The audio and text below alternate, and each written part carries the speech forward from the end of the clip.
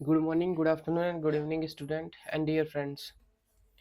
First of all मैं आपको बता दूं, my name is Parvesh Kumar and I have complete MSc from CC university campus in 2026 and मैं आपको पढ़ाऊंगा मैथमेटिक्स एंड साइंस। साइंस पढ़ाऊंगा 9 से लेके 10 तक और मैथ पढ़ाऊंगा 9 टू बीएससी और एमएससी के भी कभी कभी लेक्चर डाल लूँगा कुछ स्पेसिफिक बुक के।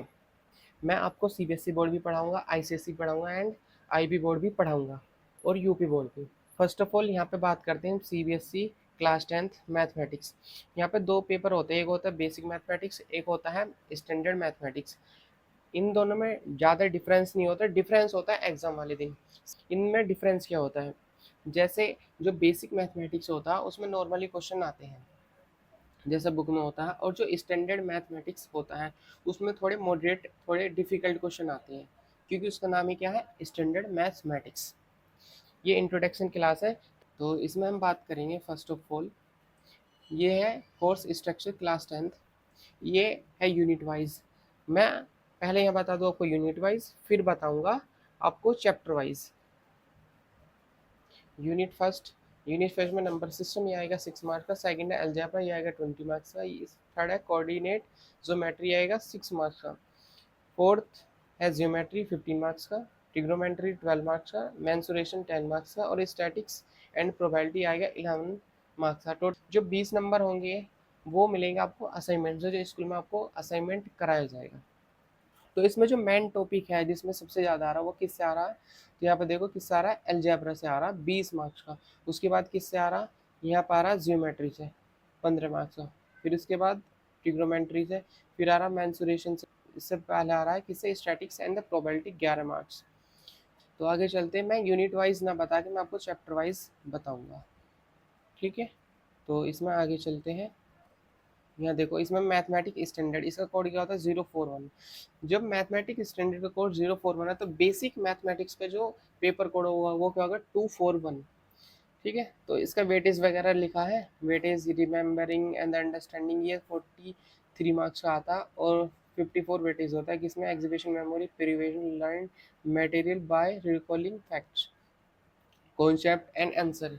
ये थोड़ा बेसिक वाला है कि बेसिक कॉन्सेप्ट से कितना आता है और आंसर जो उसमें एग्जांपल होते हैं उससे कितना आता है। अप्लाइंग जो होता है, अप्लाइंग वाला होता है, उससे जो सॉल्यूशन करना होता है क्वेश्चन का, उनसे कितना आता है 19 मार्क्स का आता है। और जो टोटल वेटेज 24 होता है। जो एनालिसिस होता है, मैथमेटिक्स में एनालिसिस सब्जेक्ट होता है, वो आपको बड़ी क्लास में जाके पता लगेगा।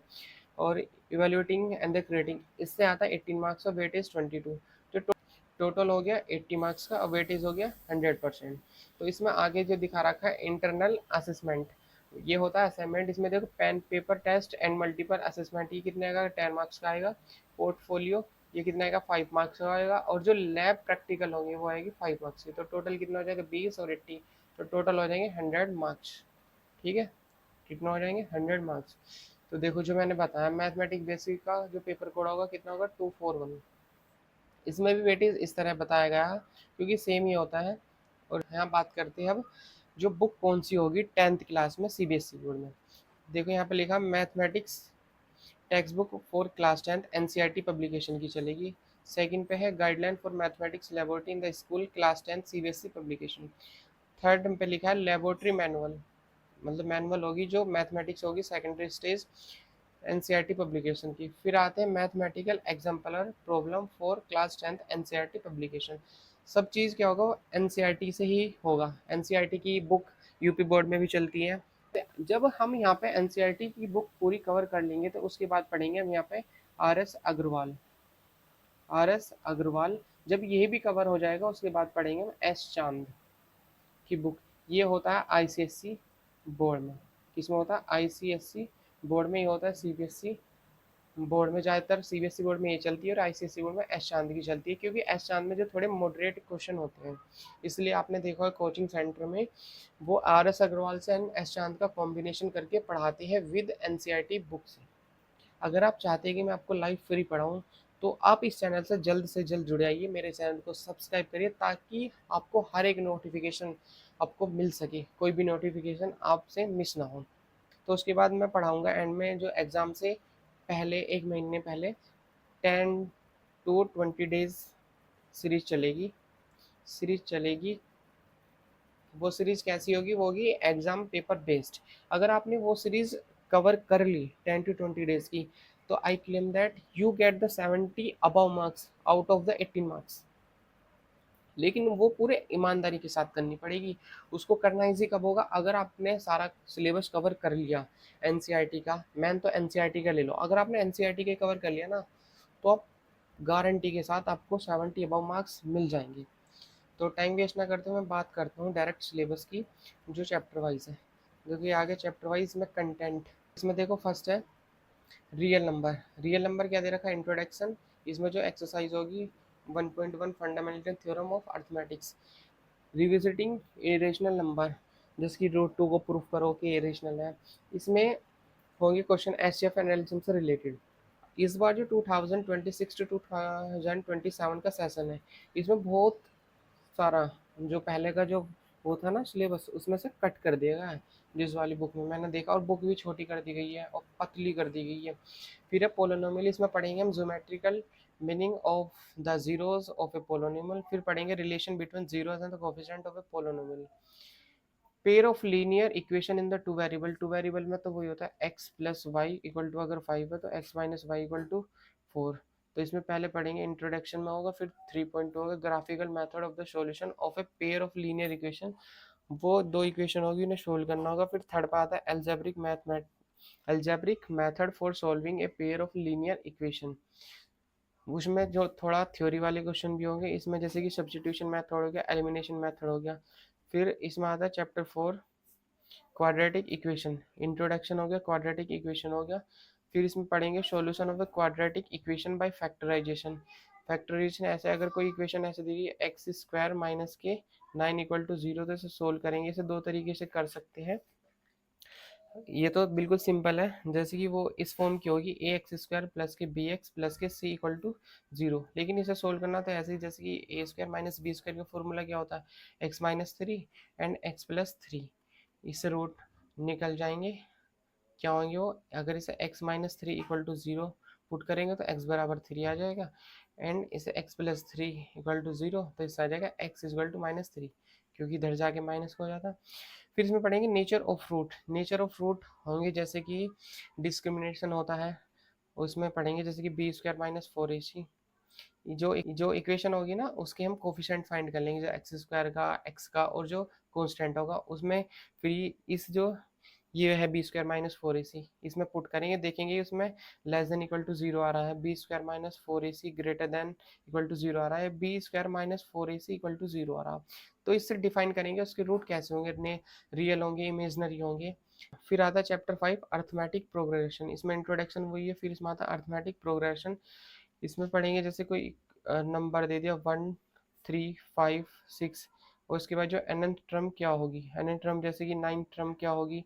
फिर इसमें आता है n term of n AP. फिर इसमें आ गया ट्राइंगल। इसमें आता है इंट्रोडक्शन सिमिलर फिगर, जैसे अगर कोई दो फिगर है, इसमें आइडेंटिफाई करेंगे कि ये दोनों सेम है और कितना सिमिलर है। फिर आता है इसमें सिमिलरिटी ऑफ ट्राइंगल, इसी तरह होगा। फिर आ गया criteria of the similarity of triangle. अभी थोड़ा ये नाम से थोड़ा ऐसे लग रहा होगा, जैसे जैसे हम पढ़ेंगे बहुत इजी आपको लगता चला जाएगा। फिर आएगा chapter 7 coordinate geometry, introduction, distance formula, वो तो आपको पता ही है। ये रहा डी इक्वल टू ब्रैकेट में x2 माइनस एक्स का whole square plus y2 minus y1 का होल स्क्वायर। फिर इसमें सेक्शन फॉर्मूला होता है। सेक्शन फॉर्मूला भी होता है जैसे कि x कोमा वाई फाइंड करने हैं हमें। अगर कोई दे रखा है, अगर सेक्शन दे दिया कि हमें किसी भी लाइन को, जैसे कि यहाँ से इसे कर दिया ए टू बी को, इसमें m एंड n रेशो में डिवाइड कर दिया, तो तब उसका जो एक्स वाई पॉइंट निकालने हैं वो कैसे होगा। तो यहाँ पे मैं बता देता हूँ शॉर्ट में, m1 x2 plus m2 x1 upon m1 plus m2। फिर दूसरा होगा, यहाँ से x2 कहाँ गया, फिर यहाँ पर होगा m1 y1 plus m2 y1 upon m1 plus m2, ये सेक्शन फॉर्मूला। फिर बात करेंगे इसमें आगे इंट्रोडक्शन ऑफ ट्रिग्नोमेट्री। इसमें इंट्रोडक्शन आ गया। फिर आ गया trigonometric ratio, trigonometric ratio of some specific angle. जैसे कि वो ये कि साइन 60 की वैल्यू क्या होती है, साइन 70 कह रहा, 70 तो बहुत डिफिकल्ट हो जाएगा फाइंड करना, वो भी 10th क्लास में। वैसे कर सकते हैं हम फाइंड, जैसे कि साइन 30 की, 60 की, 90 की, 45 की वैल्यू, उनसे रिलेटेड इसमें क्वेश्चन होंगे। फिर आता है टिग्नोमेट्रिक आइडेंटिटीज, जैसे कि कोई फॉर्मूला है sine square theta plus cos square theta equal to 1, इनका यूज करके हम क्वेश्चन को सोल्व करेंगे। फिर आता है इसमें हाइट एंड डिस्टेंस, ये क्या है, सम एप्लीकेशन ऑफ ट्रिग्नोमेट्री जो चैप्टर 9 में है। इसमें तो हम वही है, दो एंगल पढ़ते हैं, एंगल ऑफ एलिवेशन और एंगल ऑफ डेप्रेशन। फिर आएगा circle introduction, tangent of a circle, some फिर number of tangent from a point of a circle. इसमें थोड़ा इस तरह के होंगे, जैसे कि हमारे पास सर्कल है, ये टेंजेंट बना दिया, अरे ये कैसे हो गया, यहाँ से मान लो यहाँ से हो गया टेंजेंट, अगर यहाँ से यहाँ तक हमें दे दिया डिस्टेंस, ये दे दिया तो हमें फाइंड करवा देगा। अगर ये दे दिया, ये दे दिया, इसे फाइंड करवा लेगा। फिर क्या देगा, अगर ये है तो इसे बताओ, इससे रिलेटेड वहाँ पे क्वेश्चन होंगे। फिर आता है chapter 11, areas related to circle. First होगा area of sector and the segment of circle, जो आपने इसमें ना हम सरफेस एरिया एंड वॉल्यूम तीन से रिलेटेड पढ़ेंगे। वैसा फोर्थ भी होता है, निकालने को कितने का भी निकाल सकते हैं, ठीक है। तो इसमें जो मेन बात करेंगे, हम बात करेंगे किसकी, कौन, स्फीयर एंड सिलेंडर। इनसे भी ज़्यादा बात करेंगे हम किसकी, इसमें देखो लिखा है surface area combination of solids, कोई सॉलिड को उनको ज्वाइंट कर देंगे, मतलब कॉम्बिनेशन, जैसे कि ये कौन है, इसको ज्वाइन कर दिया किससे, ये क्या है, सिलेंडर से, ये बन गया। यहाँ पे कौन है, इसको ज्वाइन कर दिया किससे, स्फीयर, हेमी स्फीयर से। वॉल्यूम, फिर इनका वॉल्यूम फाइंड करेंगे। फिर आता है स्टैटिस्टिक्स, इसमें पढ़ेंगे mean of group data, mode, median. Mean में क्या होता है, अगर कोई नंबर दिया होता है, जैसे कि दे दिया हमारे पास 1 to 10 दे दिया, इनका मीन फाइंड करवाना, तो क्या हो गया, एक्स बार इक्वल टू, इनको सबको ऐड कर लेंगे यहाँ पे, 1 + 2 + 3 प्लस ऐसे डायरेक्ट करके 10 तक। और अपन टोटल कितने होंगे, 1 2 3 4, ऐसे कितने टोटल नंबर होंगे 10, तो इनसे डिवाइड कर दें, इसका मीन निकल जाएगा। मोड ऑफ ग्रुप डाटा क्या होता है, मान लो जैसे कि हमने लिख लिया 1 1 2 2 3 3 3 5 5 6 एंड 6। इसमें सबसे ज़्यादा नंबर ऑफ फ्रीक्वेंसी किसकी ज़्यादा है, 5 की, 4 टाइम्स आ रहा है, तो ये क्या हो जाएगा, इस जो सीक्वेंस है इसका जो मोड कितना हो जाएगा, 5 हो जाएगा। फिर आता है मीडियन, मीडियन अगर कोई सीरीज होगी ऐसा, पहले उसको असेंडिंग ऑर्डर में लगाएंगे, फिर उसके बाद देखेंगे जो नंबर है वो टोटल कितना आ रहा, नंबर इवन आ रहा, ओड आ रहा, उसके अकॉर्डिंग हम उसमें फॉर्मूला लगाएंगे। लास्ट प्रोबेबिलिटी, प्रोबेबिलिटी में क्या होगा, वही है, उसमें या तो डाइस से रिलेटेड होंगे या फिर ताश से रिलेटेड क्वेश्चन होंगे, ठीक है। जैसे कि मान लो डाइस है, जो उसमें खेलते हैं हम लूडो में, तो इसमें जैसे कि नंबर हो गए, इसमें क्या नंबर होते हैं, या तो 1 2 3 4 5 6, इसकी टोटल आउटकम्स कितने हैं, 6, क्योंकि 1 2 3 4 5 6, टोटल आउटकम्स कितने, टोटल आउटकम्स कितने हैं, 6।